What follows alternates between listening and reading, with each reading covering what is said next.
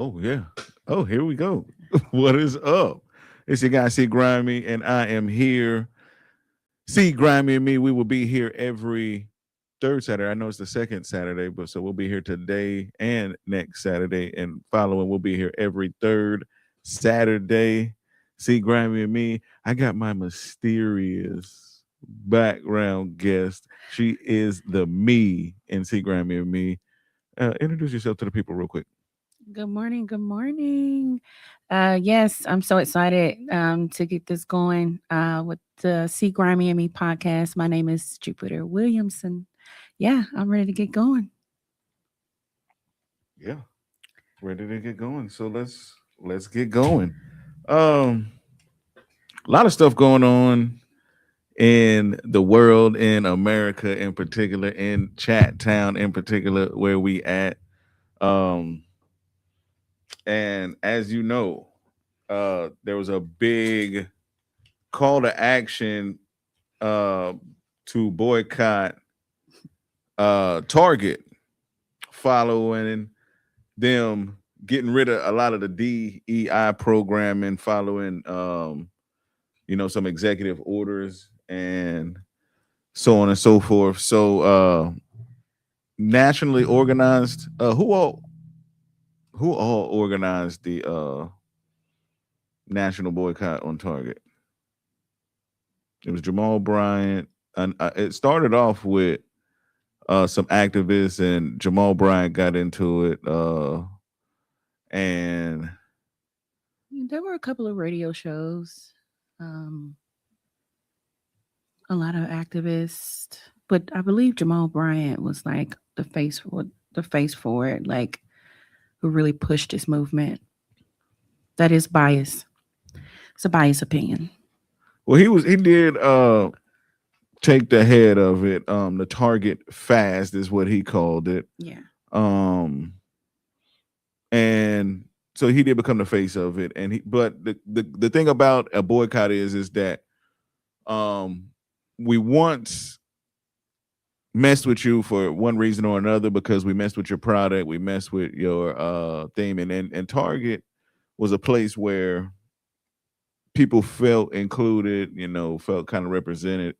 One of the few stores early on started selling black memorabilia to celebrate African American culture, LBGTQ memorabilia to celebrate and recognize certain people, and hiring practices, decent wage jobs, etc.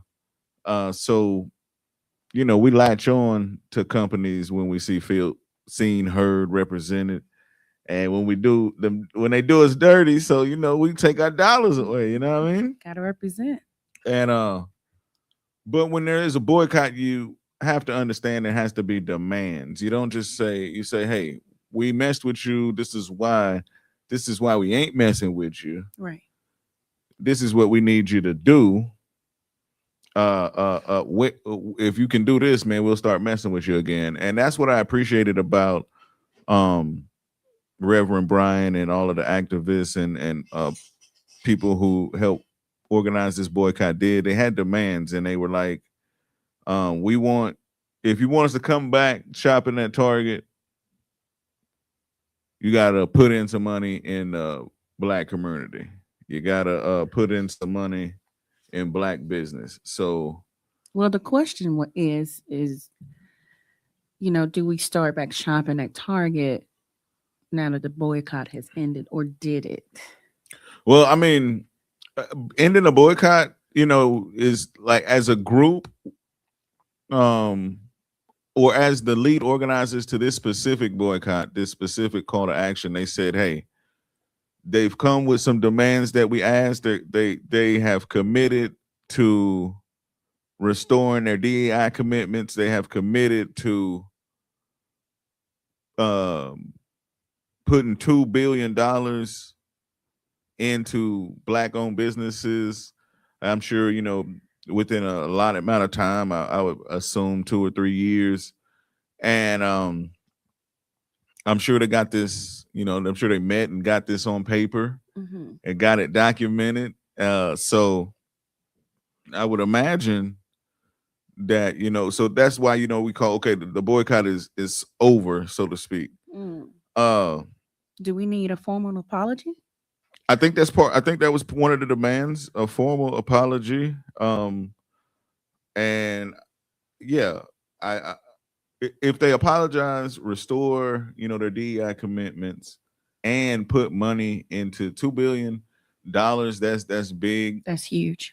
That's huge. That can put a lot of black children through college, support a lot of black gentrification without the displacement. We know whenever we say gentrification, we think it's a bad word.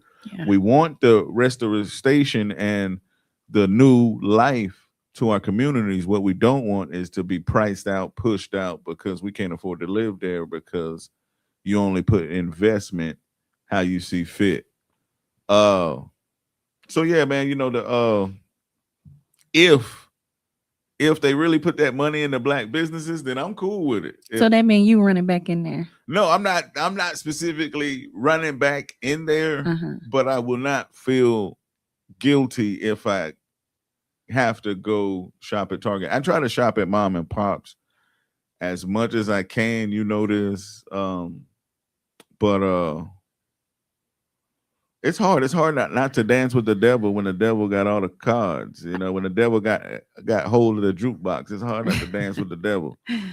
Uh I hate going in Walmart. I hate going everywhere that's not, black owned, people owned, local owned, but it's hard. Yeah. It's hard when you can't find a tomato or a head of lettuce in your community, but you can find a cigarillo, a pack of Newports, and a pack of menthols, and a 40 ounce. Mm.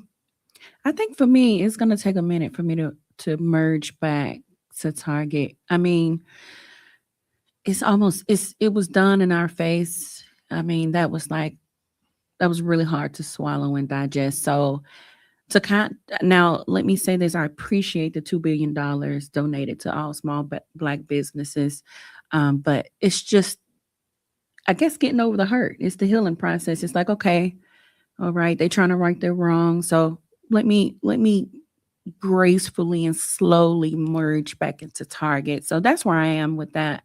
Aren't they up under new management too? I think I read that. Yeah. So Yeah. this is why, for all the naysayers when the boycott happened, this is why organizing is important. This is why the boycott was important and why the demands were met. So they take away the DEI commitments, right? Mhm. And people say, hey, okay, we're boycotting Target. Forget Target, don't shop there, don't spend your money there. Mhm. So black people in the allies, people who felt disrespected, the different ability community, lots of people, felt disrespected because DEI don't just mean black. It mean black, Yes. but it's a lot of people up under that. Women, Mhm. especially black women of color. So when you start, all these groups of people stop spending and take dollars away from a company, they lose money. They estimated loss billions of dollars in revenue, which hurts their profit Of margins. course. Yeah. So the shareholders are like, hey, yo, well, we don't care about none of that, Yeah. man. Let's get that money. So now that new management is in there, With some sense, you think he came right? He came correct, right? Would you well, say, or is he a quote unquote a dancing puppet? to be seen, Mm-hmm. TB, TBA, or excuse, what is it? TBD, to be Yeah, determined. to be determined. Yeah. If they really get in there and do right and spend that money, let's see how they tangibly invest $2 billion in the black business. Does that just mean throwing some products on the shelf, nationwide, which is a good thing? but what does that really look like? I mean, I would love to see majority of the products in a store black owned. I think Tabitha, she never left Target, It was several. right? It was I'm not, let me not say several, but there was a couple, Yeah. a number, maybe two or three or more or less black businesses that didn't leave Target, and I don't necessarily blame them. Hmm.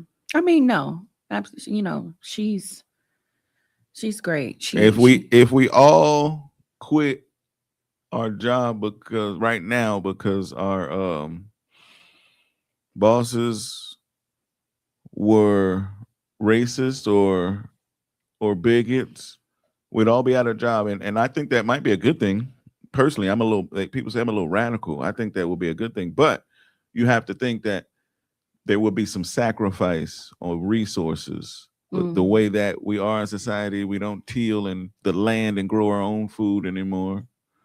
Uh, we rely on demand, so to speak, for housing and transportation through leasing, renting, and so it's hard to just up and quit everything. But Yeah, she worked hard to get her things in there but anyway. if we did, the system would come crashing because we run everything. We are the working people of the country. But I ain't gonna get too radical in this hour Yeah, with let's that. go. I so my thoughts in it and closing out on this topic is that you see the power of a boycott. You see the power when we say, hey, I believe the number was $15 billion Hmm. missed. You know what I mean? Oh yeah, shout out others like Nina Turner, former Ohio senator. She was one of the organizers. Can't forget her. Good job. The local organizers in Minneapolis, the headquarters of Target. They got the Target Center where Ant Man play. Okay. So, um, you know, that's the power of organizing, the power of spending your dollars somewhere. So now, if half the shelves are black businesses, we can feel confident going in Target and saying, "Yeah, I'm gonna shop with my people." To be determined. To be determined. All right. Shout out to the organizers. Next topic. What we on? All right. How does the Iran strikes affect the Black American community? Oh wow, yeah. So the strikes on Iran was big in the news. Everybody said, "Oh, they're at war with Iran," and a lot of times we don't even know what that means. You wake up and you hear breaking news, U.S. and Israel and strikes on Iran, and you're like, well, okay, it's breaking news. Some missiles are scary, but over there, that really don't affect me. I still gotta go get on the Carter bus and go to school, go to work. I still gotta pay this bill. Wonder how this bill gonna get paid. How does that affect me? Well, I think it's hundreds of thousands of people that feel that way. I mean, I was one. I was like, why does this even matter? So we pay taxes, and taxes go to the government, and the government says what we're gonna do with this money. And part of a lot of at war costs a lot of money. Those planes are millions and millions of dollars. They got planes to go gas up other planes in the air so they don't got to land. Kid, catch that? They got planes that Well, gas up other planes so they can keep riding in the air for long periods of time. So millions and millions of dollars go in the war. You got these missiles and stuff cost hundreds of thousands, millions of dollars a piece. yes. Uh, and any business will tell you the biggest expense is staff time, payroll, So it trickles down. and this is manpower. This is millions and billions of dollars, and so war is billions and billions and billions of dollars, hundreds of billions of dollars, right? Hmm. And they got money for this, but they don't got money to make sure you got a grocery store within 2 miles of your community. They Hmm. got money for this, but they don't got money to make sure healthcare is for free, and your auntie and your mama that got pre-existing conditions can go to the hospital for free or very minimal. Mm. and get seen. They got money for war and going over there and messing around with that.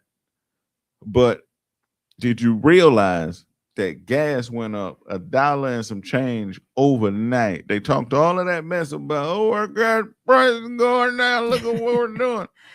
And then they mess around over there where a lot of oil that makes our gases produce, and boom. So now it costs me $25 more to get to work on my work commute every week. So you know what I mean, so to speak. Groceries too, healthcare.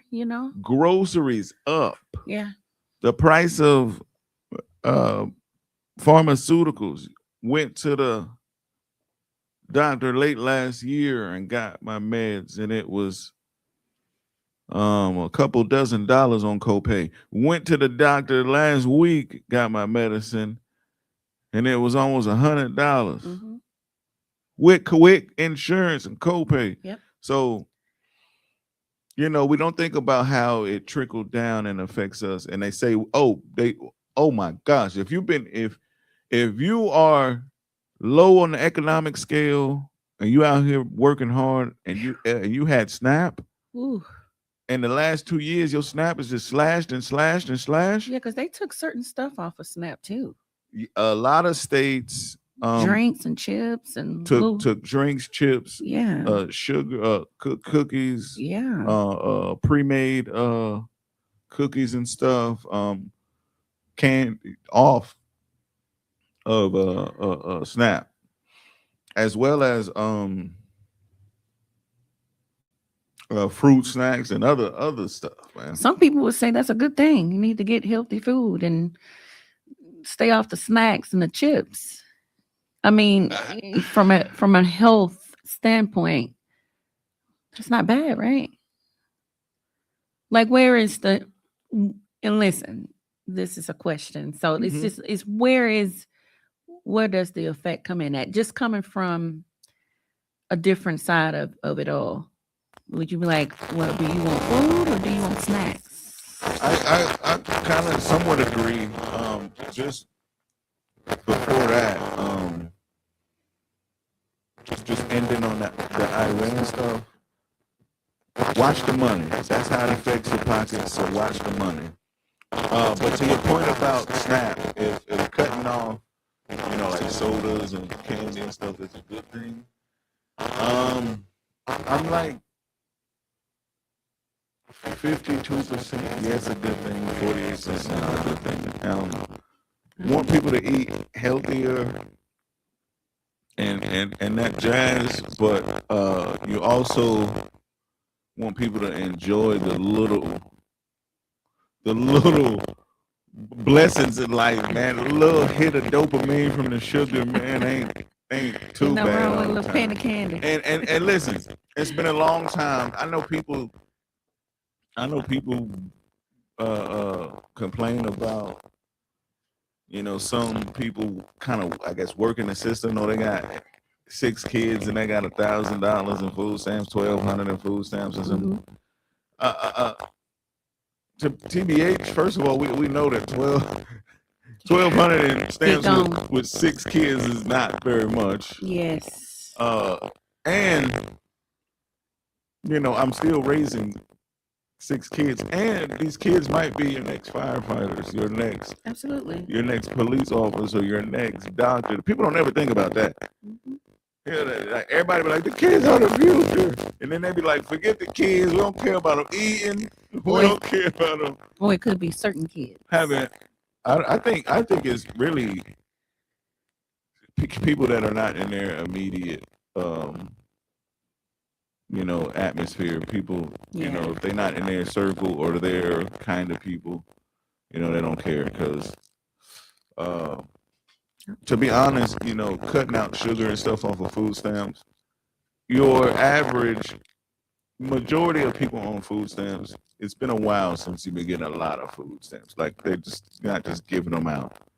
And if you're a family of 3 and you got $300 and some change in food stamps, more or less, it's not like you're gonna spend a lot of money on mess. You're gonna get some essentials that to stretch. You're gonna get you some rice and some beans, some meat, some potatoes, Yeah.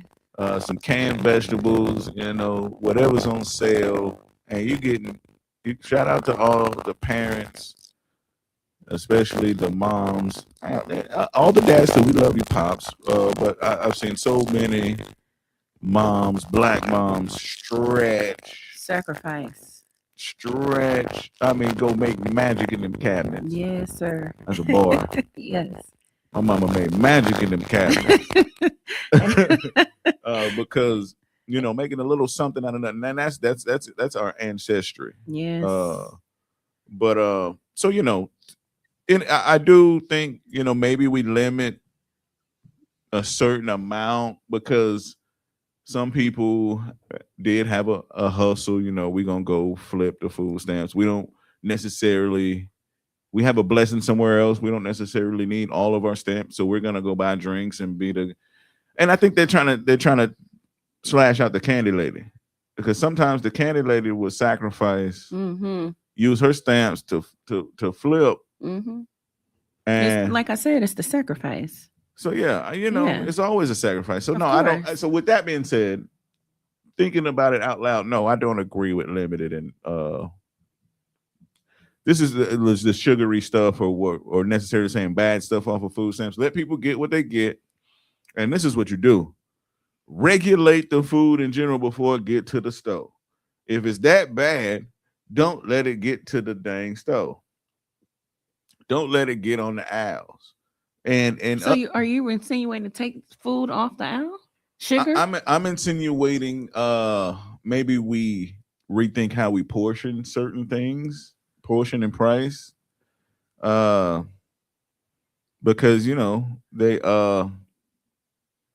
they give you a pack of cookies and then say a serving is 2 cookies.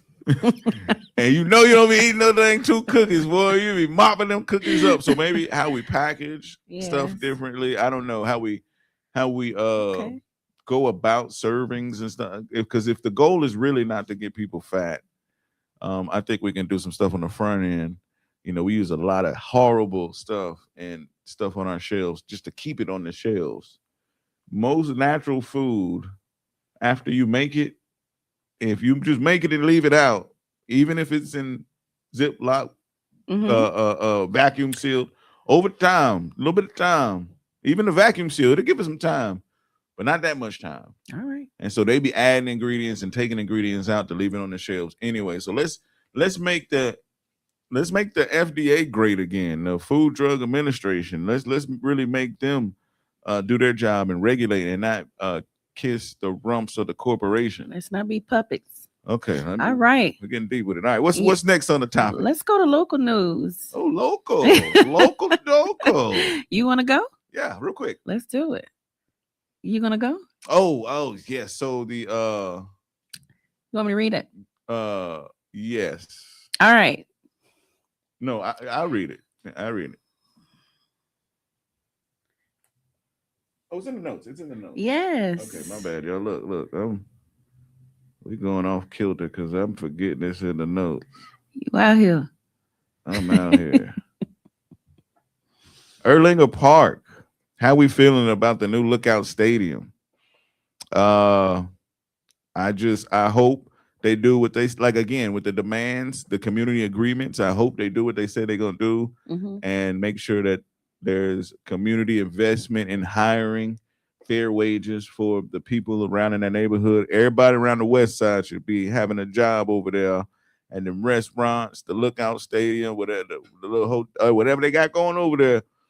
Should nobody in the west side be looking for work, not have a job? So my west side people, I love y'all, man. If you ain't got no gig, you're looking for one. All my young people, it was a wonderful job fair I was at on yesterday, and the young people were eager to work. So get out there and get your job, man. Heard that was a great turnout too. Yes. Yeah. Great turnout. So the opening day for the Erlanger Park Progress, it looks like it's nearing April the 14th. 1 month. A yeah. month. Yeah. So One yeah, we month. gotta go and check it out and Shout see out. what's going on. You ain't a real one if you ain't got a lookouts cap somewhere in your closet. Dang, I'm not a real one. Oh, you gotta get a lookouts cap. You ain't a real chat I, town. You ain't got a lookouts cap, man. you You ain't know. no real chat town. And look, I can't even fit mine. I need a new one, so I'm just waiting for that limited drop. I'm gonna go to Pro Image Sports. Shout out Poppy Sensei. We're gonna go to Pro Oh Image yeah, Poppy Sensei. and Big shout out to him. get us some lookouts caps, man. We gotta do that, man. Yeah. I hear that it's under construction. It's everything has Uh, been approved. I just if I mean, I'll be surprised if they make that day, but they got to do something because the season's starting. it is starting. Yeah. Um, But it looks like they've been on it. They said, and I know it went over budget. That's a lot of. I was gonna touch on that. I'm not gonna get too. I'm not gonna get too political with it, That's right. man. Um, right now we running a Yes. long time. We got 9 minutes, so let's just demand that they do what they say they do. I want to see that lookout stadium look black, blackety black, black, black. All right. Well, we're gonna pivot real quick though. I wanted to touch bases on the two teenage girls in Florida. What we got with that? They say two Florida teenagers, Isabel Valdez, who's 15, and Lois Lippard was 14, were recently caught on camera laughing and joking in the back of a patrol car after being arrested for allegedly plotting to kill a classmate. And we went back and forth about the video. You seen the video, right? I seen the video. Man, what's your take on that? I wish we had the clip. Next time I'm gonna have the clips ready, locked and loaded. But these girls apparently plotted to kill one of their classmates. Yeah. And I may think more than one. They said they were trying to revive the Sandy spirit of the Hook. Sandy Hook. It was really, really something out of a horror movie. Yeah. And then the crazy part is the dash cam from them when they get arrested and then put in the car. Horrible. And I think this might have been strategic to see if they would talk about the situation on the ride to jail. And they just were laughing and joking and like, dude, did you? I don't think they really realized it's a camera in a cop car. No, man, they're green. They didn't realize anything like Yeah. that. And that's why they tell you, you got the right to remain silent because anything said can and will be used against you. Well, So- listen, So yeah, I think it's crazy. They luckily they got caught. Somebody told. They were even joking about, oh yeah, I knew I shouldn't have told dude. He's a narc. Call him a narc. He snitched on us. He Snitch, yeah. snitched us out. I was like, wow. Mug shot concerns. They was in there It's getting like, yo, I didn't even get to put put on my my makeup makeup, for yeah. my mug shots. Yeah. And this just speaks to the immaturity. They're 15 and 14. They're two middle schoolers who don't understand the magnitude of what they've done yes. and what kind of even making plans like this yield consequences. But the question is, okay, so two teenagers plot to kill, had plans. They were gonna stab him up. What were they gonna do? Yeah, so the plan is that they'd already stalked him, this classmate or whatever, and the plan was, to take the knives in the bathroom and catch him in there and cut Now him up or we've whatever. seen instances of high schoolers playing out horror movies. We just watched a joint last night. Yes, yeah. And they actually went through and stabbed up their classmate. They were high schoolers. I think they were 16 each. Mhm. And they actually made the plans. They had it. This is back in 2006. They had the old school cameras and they did it. So these girls didn't get to go through the act though. The quick debate is 1 minute. What kind of punishment do they deserve? Well, Do they deserve life? Do they deserve 10 years, 30 years? and just for context, both teenagers are being charged as adults. Yes. And this is as of March the 13th with attempted premeditated murder and attempted felony murder. Yes. And they're both denied bond. So. Do they what do you think they deserve? Oh man.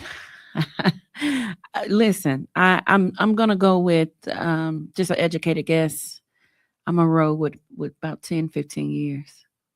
and some people would say that's a slap on the wrist, but I think they need like 10 years, but in psychiatric. I agree. I was going to add that. They Yeah. need that. They don't. I don't think they need to go to prison.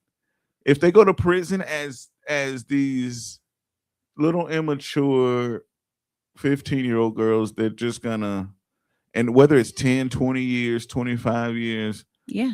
I don't see them being rehabilitated and coming out on the other side. It's just prison don't really, it's not really for rehabilitation. So I like to see them get like 10 years, 8 to 12 years in a psych ward and really get the rehabilitation they need. They need to get well. They need therapy. Absolutely. It is a mental for me. Well, we'll keep this story ongoing Yeah. as We're, it progresses. we're gonna keep a lookout on this. Yeah. Last story, real quick, 1 minute, because we only got 5. Let's do it. Dwight Howard and Amy Luciani. Oh, this We is a all tough know one. the Hall of Famers business got put out there. She went on live and said he's sniffing the booger sugar, Mm-hmm. and had a big bag of some powdery substance with her on camera. Yeah. My take is keep y'all business off the internet, man. Just whatever y'all got to do, keep it off the internet, man. Even if you got to go to the police, don't you? What you on live for, man? She That's just my protecting herself. You know, if she needs to do that to protect herself, is that a bad thing? I think that's where me and you defer at. I think it is. Because you do understand he's a multimillionaire. I think it's other. Even if you got to record it, don't go live. live.